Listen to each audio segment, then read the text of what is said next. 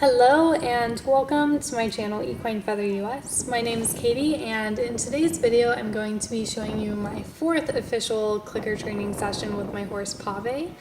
Just before we get started, I do want to give a huge shout out to Mustang Maddie here on YouTube. I definitely binge watched all of her videos because she was the very first positive reinforcement horse trainer that I've seen. Who creates really awesome epic videos that are easy to follow along. And I can just see that positive reinforcement training has so much potential, and I'm really excited to get started with applying this to the horses that I work with. So here's me and Pave. I invite her to the middle to start with me, and I do click and treat for her walking up to me. I think that's a good start. And then just to start off, I ask her to smile a couple times just to gain her confidence. It's really easy for her to do that. And so after she gives me a couple smiles, then I ask her to start targeting the flag. And she gets it right away. That's another thing that comes really easily to her. And I just move the flag around a little bit, ask her to move with the target. And I'm really happy with how she responded to that. She picked up on it super quick, so it's not a problem for her. And it looks like she has a lot of fun doing this kind of work with me, which I think is the most important part. So I click and treat her for that. And then here I drop the flag and I'm trying to get her to target the cone, and she immediately gets distracted, and I realized that it was too much of an ask for her. So I get the flag back and I put it on top of the cone, and I ask her to target that, which made it a lot easier for her to understand. So then I go to the other cone, put the flag on top, and I ask her to go for that target, and she gets it. So I click and treat, and then I drop the flag, and here I'm gonna try again, asking her to target the stationary cones. So there, I ask her to back up, because she's a little bit too close to me. I ask to back up again, and she gives it. Still a little bit sticky, but it's okay. She's also really distracted by those horses running around. So I asked her to target, and she almost got it. She didn't quite touch it, and there she touched it. So I click and treat. And then here I ask her to come to the other cone, and she wants to keep targeting that first cone, so I'm just trying to redirect her over to the second cone. I'm using pretty strong body language, and at this point it's just, you know, my job to bridge that gap in communication. So there, I clicked and treated because she got it, and there she is distracted by the horses. So I'm asking her to target this cone again, and she gets it, which I'm pretty happy with. So I'm going to skip forward here just a little bit because that's what we were doing for quite a while. One method that I'm really interested to kind of install in my horse is the idea of a start button. So essentially what it is since Pave is very confident with targeting the cones now, when she targets a cone, I can start adding in another behavior, such as petting her. And then, so what will happen is she'll target the cone and I'll pet her, and then I'll click and treat. And what that's doing is it's reinforcing the behavior of me petting her.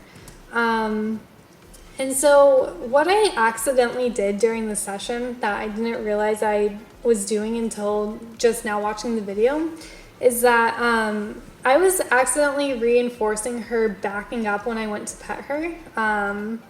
What I should have done is waited for her to plant her feet and then reinforce. That way she knew that when she stands still, she gets rewarded. But what kept happening was I would go to pet her and she would back up. And that happened quite a few times before I realized the mistake that I was making. And then I had to spend a few tries fixing it. So I'm just gonna cut the video here and kind of show you what that looks like every time she backed up. You can see it's quite a dramatic backup. It takes a few moments. And then in this backup particular, I'll actually play it a little bit slow for you. I realized watching this video that she does not like it when I'm on her right side. I just had this like flashback of all these times of me being on her right side and her kind of throwing a fit over it and basically being uncomfortable with it. So that's just something that I'm going to have to really focus on in the future, is that, you know, getting her comfortable with me on her right side is going to be a new project. So here she backs up again. Not quite as bad, but here I kind of I started to understand my mistake I was making, and then I didn't click and reward her until she planted her feet, which I'm glad I was able to pick that up, because I was kind of like, why is she backing up? This is weird, but now I understand why. And I think that's why I'm so fascinated by positive reinforcement training, because there's so many subtle little cues that I have to train myself to pick up on so that I can understand my horse. And eventually the communication between her and I using this method, I can see it's really going to clear up the communication and make it a lot more solid. So I'm really excited about that. And like I said, this is my 4th session. It's her 4th session too, so we're both still learning this new language with each other. So it's not going to look perfect, but I am grateful that I video my work with her so that I can kind of reflect on it in this way and see areas for improvement. I asked her to target the cone and she got it. She actually targeted it quite a bit. I think she was kind of having fun with it. And then I asked her to target a cone and she got it. And I think in a perfect world, that would have been a really good spot to end the session, because she did everything I asked her to do, and we ended on a good note. However, I am still learning, and I definitely wanted to keep going, and I kind of ignored her signs that she was ready to be done. And so what I wanted to do was kind of work on being on her right side, but ultimately it made her uncomfortable, and then she walked away. And I had to get her attention, so I tried calling her to the middle, and she came for a treat, and then she immediately got distracted again.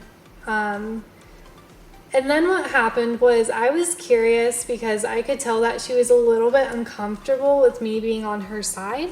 So I was thinking maybe I could go on her side and ask her to smile, because she's really good at the smile and she'll probably pick up on that. So I go to the side and I ask her to smile, and she is just very uncomfortable with it. She's not quite understanding what I'm asking her to do.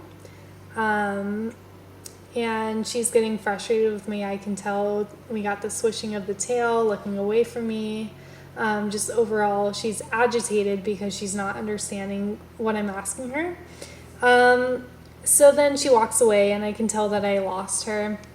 And if I'm being quite honest with you guys, I wasn't sure what to do to get her attention, because I called her and she was ignoring me, and there was grass at the edge of the round pen, and she was just happily munching on grass, and I didn't want to like go up and like bother her and like drag her back over. So what I did was I sent her out, which technically is a form of negative reinforcement. I'm adding pressure to her, and then when she comes to me in the middle, the pressure is taken away. So I did that a couple times, and then what I did was I was really kind of hoping that I could work on this issue of her being uncomfortable with me standing next to her side. So I went to her side and I tried to send her to a cone, and she was not very comfortable doing that. You can see she took a step forward, and then when I was walking with her, she was kind of like, "What are you doing?" But there she targeted the cone, so I clicked and treated her.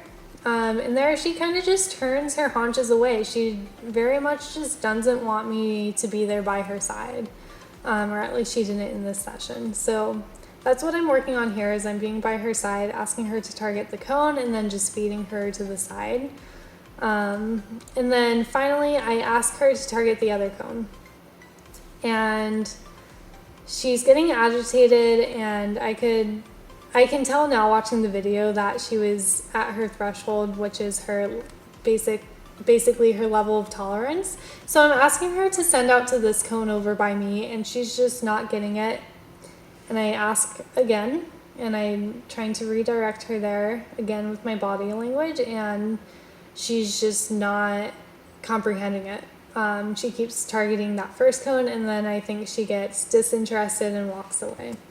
So I send her out again, I bring her back in, and then I thought to myself, finally, I realized that she was at the end of her rope and I was losing her. So I figured that I could just send her to this one cone a couple more times and then end the session there. And then she's distracted, and there I could tell like I have like very limited time until she's completely gone. So I'm trying to think of what to do, and I finally decide, okay, I'm going to send her to this cone 2 more times, and then I'll end this session. And it takes her a minute, but she'll eventually get it. There. That was really good. Like I said, in a perfect world, I would have ended the session a lot sooner than I did. But I'm still learning her language. She's still learning me. So I am trying to be compassionate towards myself and my horse, just because we're very new to this. There I click and treat, and then I end the session by giving her a handful of treats and walking away. And then here's a video of her rolling. I think it was a big deal for her to roll like this, because she usually never lays down or shows any vulnerability near people. So for her to like get down and roll in the dirt like this, it was, I interpreted it as her just releasing a lot of tension. I do think if I would have ended the session about 5 or 10 minutes prior to when I did, she probably wouldn't have had that tension. But I am happy that she felt comfortable enough to roll near me. So yeah, this was our 4th ever clicker training session together. So now I can say that she can smile, she can target the cone, she can target the flag, and what I have to work on with her is really